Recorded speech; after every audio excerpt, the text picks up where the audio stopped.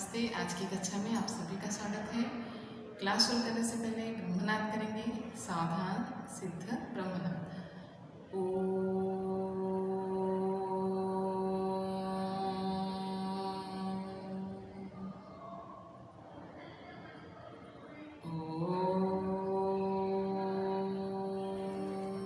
शांति शांति शांति।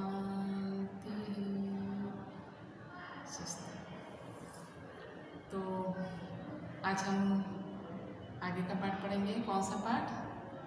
वैज्ञानिक चेतना के वाहक चंद्रशेखर वेंकटरमन। आप सभी जानते हैं चंद्रशेखर वेंकटरमन के बारे में, है ना? तो मेरा पहला वीडियो आप लोग देखे होंगे, उसमें से हम कुछ प्रश्न पूछेंगे। देखते हैं कौन कौन बता सकते हैं। विश्वविख्यात भारतीय वैज्ञानिक, यह पुस्तक किसने लिखी है? विश्वविख्यात भारतीय वैज्ञानिक, यह पुस्तक किसने लिखी है? किसने लिखी है? धीरंजन मालवीय। ठीक है।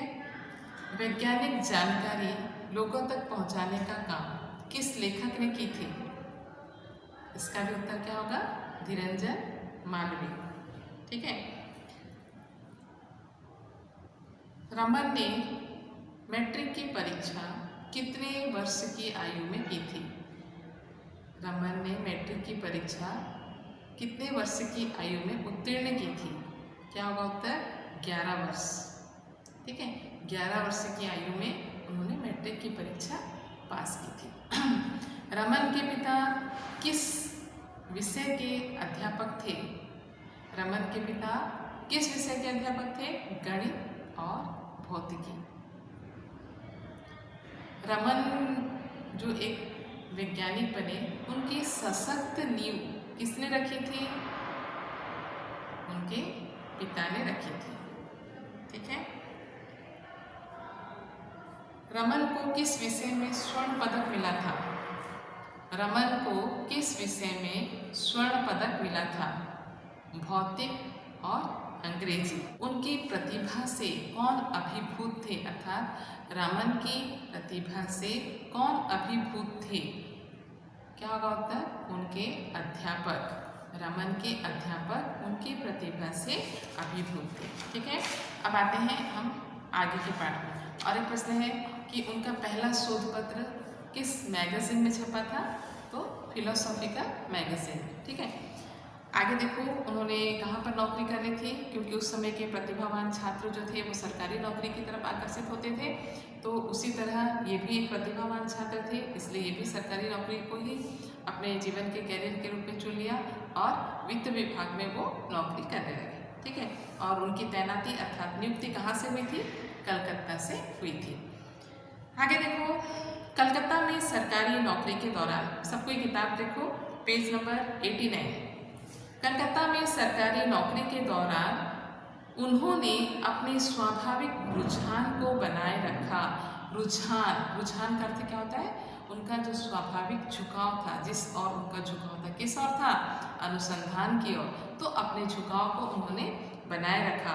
दफ्तर से फुर्सत पाते ही, दफ्तर अर्थात कार्यालय या ऑफिस से समय पाते ही, फुर्सत पाते ही अर्थात समय मिलते ही वे लौटते हुए बहू बाजार आते। बहू बाजार क्या है? कलकत्ता के एक जगह का नाम है बहू बाजार, जहां Indian association for the cultivation of science की प्रयोगशाला थी।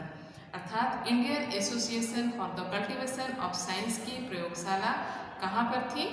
बहू बाजार में। ठीक है।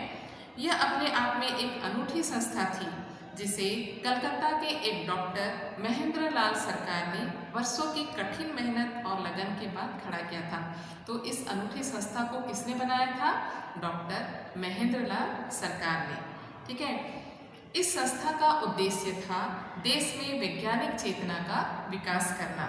अपने महान उद्देश्य के बावजूद इस संस्था के पास साधनों का नितांत अभाव था। नितांत अर्थात अत्यधिक अभाव था। रमन इस संस्था की प्रयोगशाला में काम चलाऊ उपकरणों का इस्तेमाल करते हुए शोध कार्य करते। यह अपने आप में एक आधुनिक हठ योग का उदाहरण था। और इस संस्था में वो क्या करते थे, काम चलाऊ उपकरण, अर्थात वहाँ पे पर्याप्त उपकरण नहीं थे, फिर भी जो उपकरण थे उससे वो काम चलाऊ, उससे अपना काम वो निकाल लेते थे, इसलिए उनको उसको क्या बताया गया है, काम चलाऊ उपकरण। ठीक है, जिसमें एक साधक, आधुनिक हठयोग क्यों कहा गया है, क्योंकि उनका एक जिद था कि वो क्या करेंगे, कुछ शोध कार्य करेंगे, और वो शोध कार्य क्या था। ठीक है, तो देखो वो एक दफ्तर में काम करते थे, उसके बावजूद भी जहाँ समय मिला वो उस संस्था में आ जाते थे। कौन सी संस्था, the Indian association for the cultivation of science. ठीक है, तो जिसमें एक साधक, साधक का अर्थ होता है साधना करने वाला, साधक का अर्थ क्या होता है, साधना करने वाला। तो एक साधक जो है दफ्तर में कड़ी मेहनत के बाद, कड़ी मेहनत अर्थात अत्यधिक परिश्रम करने के बाद बहु बाजार की इस मामूली सी प्रयोगशाला में पहुंचता और अपनी इच्छा शक्ति के जोर से भौतिक विज्ञान को समृद्ध बनाने के प्रयास करता। उन्हीं दिनों वे वाद्य यंत्रों की ओर आकृष्ट हुए। वाद्य यंत्र समझते हो, जो पियानो, हारमोनियम, ये सारे जो हैं ये वाद्य यंत्र हैं, मृदंगम, ये सब वाद्य यंत्र हैं। ठीक है, तो वो वाद्य यंत्रों की ओर आकृष्ट हुए। वे वाद्य यंत्रों की ध्वनियों के पीछे छिपे वैज्ञानिक रहस्यों की परतें खोलने का प्रयास करते थे। वो जो वाद्य यंत्र है वो कैसे बजते हैं, क्यों बजते हैं, उसके रहस्य को जानने का वो प्रयास करते रहे।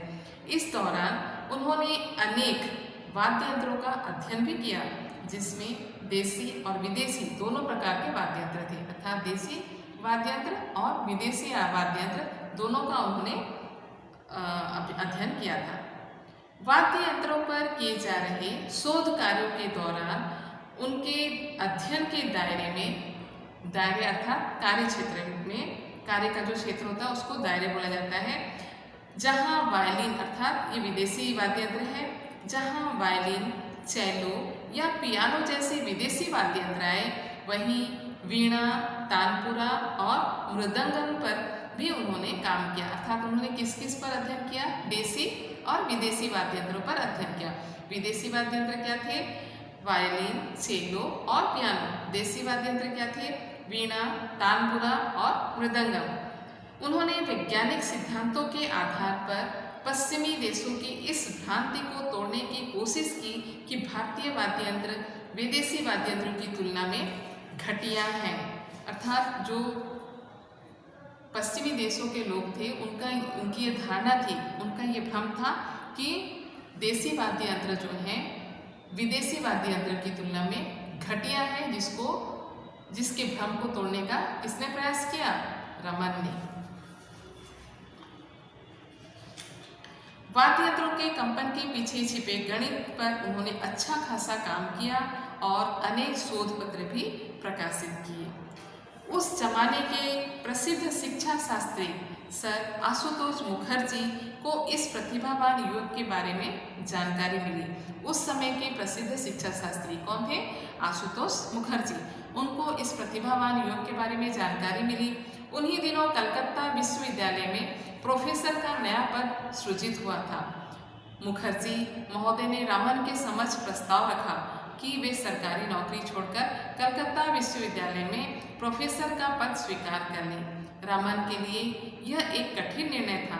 उस जमाने के हिसाब से वे एक अत्यंत प्रतिष्ठित सरकारी पद पर थे, जिसके साथ मोटी तनख्वाह था, अच्छी मतलब ज़्यादा तनख्वाह जो है बहुत अधिक मात्रा में मिलता था और अनेक सुविधाएं जुड़ी थी, अर्थात अच्छा पेमेंट भी पाते थे और उसके साथ अनेक सुविधाएं भी जुड़ी थी। सुविधाएं क्या होगी, गाड़ी, आने जाने को गाड़ी मिली होगी, रहने को अच्छा सा घर मिला होगा, है ना, उनकी घर की रखवाली के लिए गार्ड भी मिला होगा, तो सारी सुविधाएं जुड़ी थी।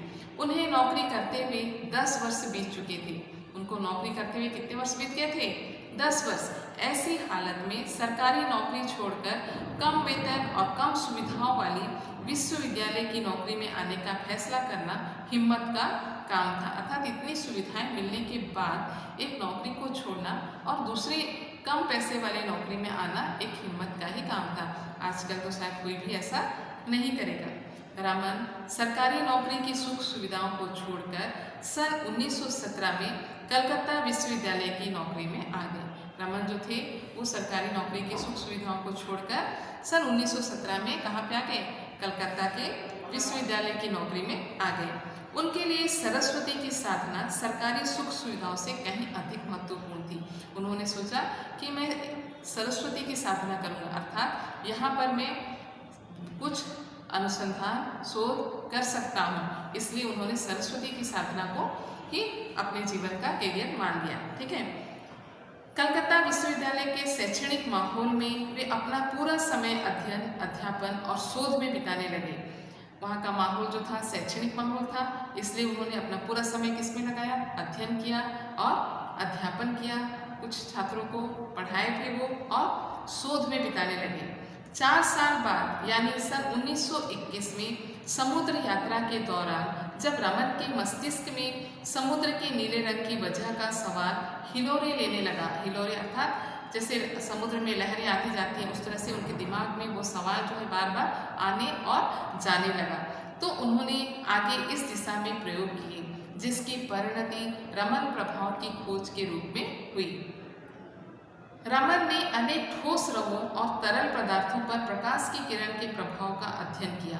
ठोस अर्थात दृढ़ या कड़ा, रवा अर्थात इंग्लिश में जिसको क्रिस्टल बोलते हैं।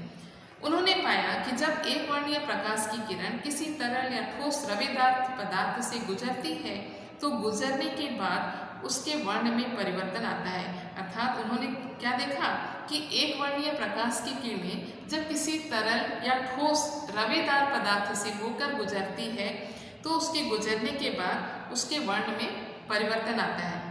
वजह यह होती है कि एक वर्णीय प्रकाश की किरण के फोटॉन, फोटॉन करते क्या है? प्रकाश या प्रकाश का मूल अणु, ठीक है, उसको फोटॉन बोला जाता है। तो प्रकाश की किरण के फोटॉन जब तरल या ठोस रवे से गुजरते हुए उनके अणुओं से टकराते हैं तो इस टकराव के परिणाम स्वरूप अर्थात प्रकाश की किरण प्रकाश की किरण के फोटॉन जब तरल या ठोस रवे से गुजरते हुए किससे टकराते हैं? अनेक अणुओं से टकराते हैं, इनके अणुओं से टकराते हैं। तो इस टकराव के परिणाम स्वरूप वे या तो ऊर्जा का कुछ अंश खो देते हैं या पा जाते हैं। जब अणु जो हैं फोटॉन के तरल या ठोस रवे से होकर प्रकाश की किरणें जब गुजरती हैं तो वो अणुओं से टकराते हैं और इस टकराव के परिणाम स्वरूप, इस टकराव से जब वो टकराते हैं तो उसका परिणाम क्या होता है कि वो ऊर्जा का कुछ अंश खो देते हैं। ऊर्जा अर्थात अपनी शक्ति या बल को कुछ खो देते हैं या फिर कुछ पा जाते हैं। दोनों ही स्थितियां प्रकाश के वर्ण अर्थात रंग में बदलाव लाती है। एक वर्णीय प्रकाश की किरणों में सबसे अधिक ऊर्जा बैंगनी रंग के प्रकाश में होती है, अर्थात एक वर्णीय प्रकाश की जो किरणें होती हैं उसमें सबसे अधिक ऊर्जा किस रंग की किरण में होती है? बैंगनी रंग की किरण में होती है। बैंगनी के बाद क्रमशः नीले, आसमानी, हरे, पीले, नारंगी और लाल वर्ण का नंबर आता है। इस प्रकार अगर देखा जाए तो लाल वर्णीय प्रकाश की ऊर्जा सबसे कम होती है। एक वर्णीय प्रकाश तरल या ठोस रवों से गुजरते हुए जिस परिमाण में ऊर्जा खोता या पाता है उसी हिसाब से उसका वर्ण परिवर्तन हो जाता है। तो रमन की खोज भौतिकी के क्षेत्र में एक क्रांति के समान थी। इसका पहला परिणाम तो यह हुआ कि प्रकाश की प्रकृति के बारे में आइंस्टाइन के विचारों का प्रायोगिक प्रमाण मिल गया। आइंस्टाइन ने जो अपने विचार रखे थे उसका प्रायोगिक प्रमाण अर्थात प्रयोग के साथ प्रयोग किया हुआ प्रमाण मिल गया। आइंस्टाइन के पूर्ववर्ती वैज्ञानिक प्रकाश को तरंग के रूप में मानते थे। आइंस्टाइन के जो पूर्व के वैज्ञानिक थे वो प्रकाश को क्या मानते थे? तरंग के रूप में मानते थे। मगर आइंस्टाइन ने बताया कि प्रकाश अति सूक्ष्म कणों की तीव्र धारा के समान है। इन अति सूक्ष्म कणों की तुलना आइंस्टाइन ने किससे की थी? बुलेट से की थी और इन्हें फोटॉन नाम दिया। रामन के प्रयोग ने आइंस्टाइन की धारणा का प्रत्यक्ष प्रमाण दे दिया, क्योंकि एक वर्णीय प्रकाश के वर्ण में परिवर्तन यह साफ तौर पर प्रमाणित करता है कि प्रकाश की किरण तीव्रगामी सूक्ष्म कणों के प्रवाह के रूप में व्यवहार करती है। तो आज के लिए हम इतना ही पढ़ाएंगे, इसके आगे का अगले क्लास में पढ़ाएंगे। तो इसमें से अब आपको कुछ प्रश्न पूछेंगे, ठीक है। तो पहला प्रश्न है, देखो, Indian association for the cultivation of science की प्रयोगशाला कहाँ पर है? कलकत्ता में है। Indian association for the cultivation of science की प्रयोगशाला कहाँ है? कलकत्ता में है। और दूसरा प्रश्न है कि ये Indian association for the cultivation of science की प्रयोगशाला किसने तैयार की थी या किसने खड़ी की थी? तो क्या रहेगा इसका उत्तर? डॉक्टर महेंद्र लाल सरकार ने, ठीक है। इस संस्था का उद्देश्य क्या था? Indian association for the cultivation of science जो प्रयोगशाला थी, इस संस्था का उद्देश्य क्या था? इस संस्था का उद्देश्य था वैज्ञानिक चेतना का विकास करना। रमन किस संस्था में काम चलाऊ उपकरणों का इस्तेमाल करते हुए अध्ययन किया, शोध कार्य करते थे? किस संस्था में? Indian association for the cultivation of science की जो प्रयोगशाला थी उसमें, ठीक है। उन्हीं दिनों जब वो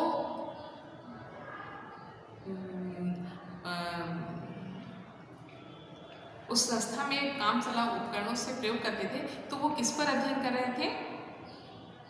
काम चलाऊ उपकरणों से जो वो शोध कार्य करते थे, उस समय वो किस पर अध्ययन कर रहे थे? वो उस समय वाद्य यंत्रों पर अध्ययन कर रहे थे। और उन्होंने पश्चिमी देशों की जो भ्रांति थी उसको तोड़ा था। क्या भ्रांति थी? पश्चिमी देशों के लोगों की क्या भ्रांति थी कि मतलब भारतीय वाद्य यंत्र जो है वो पश्चिमी देशों के वाद्य यंत्रों से घटिया है। इसका उन्होंने प्रमाण रख दिया था कि विदेशी वाद्य यंत्रों की तुलना में भारतीय वाद्य यंत्र घटिया नहीं है, ठीक है। उन्होंने किस किस वाद्य यंत्र पर अध्ययन किया था? उन्होंने वायलिन, चेलो या पियानो जैसे विदेशी वाद्य यंत्र और वहीं तानपुरा, वीणा और मृदंगम जैसे देसी वाद्य यंत्र पर भी अध्ययन किया था। उस समय के प्रसिद्ध शिक्षा शास्त्री कौन थे? उस समय के प्रसिद्ध शिक्षा शास्त्री थे सर आशुतोष मुखर्जी, ठीक है। सन 1917 में रमन किस पद पर आ गए थे? विश्वविद्यालय की नौकरी में आ गए थे, प्रोफेसर पद पर आ गए थे, ठीक है। रमन कब समुद्री यात्रा पर थे? रमन सन 1921 में समुद्री यात्रा पर थे।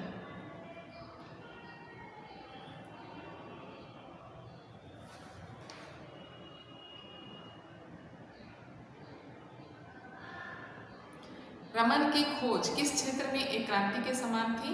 रमन की खोज भौतिकी के क्षेत्र में एक क्रांति के समान थी। रमन की खोज के बाद पहला परिणाम क्या था? रमन की खोज के बाद पहला परिणाम यह हुआ कि आइंस्टाइन के विचारों को प्रायोगिक प्रमाण मिल गया। आइंस्टाइन के पूर्ववर्ती वैज्ञानिक प्रकाश को क्या मानते थे? आइंस्टाइन के पूर्ववर्ती वैज्ञानिक प्रकाश को तरंग के रूप में मानते थे। आइंस्टाइन ने अति सूक्ष्म कणों की तुलना किससे की थी? बुलेट से की थी, और उसका नाम क्या दिया था? फोटॉन नाम दिया था, ठीक है। तो आज इतना ही पढ़ेंगे, अगले क्लास में इसके आगे का पढ़ा देंगे। यहाँ तक हम जो भी पढ़े हैं आप एक बार उसको फिर से ध्यान से पढ़ेंगे, और इसके बाद अगर जो कुछ भी समझ में नहीं आता है आप फ़ोन करके पूछेंगे। इसमें जो भी कठिन शब्द है आपके पाठ में के पीछे दिया गया है। इसके अतिरिक्त जो भी कठिन शब्द आया है हमने आपको बताया है, और इसके बाद भी अगर कुछ आपको कठिन लगता है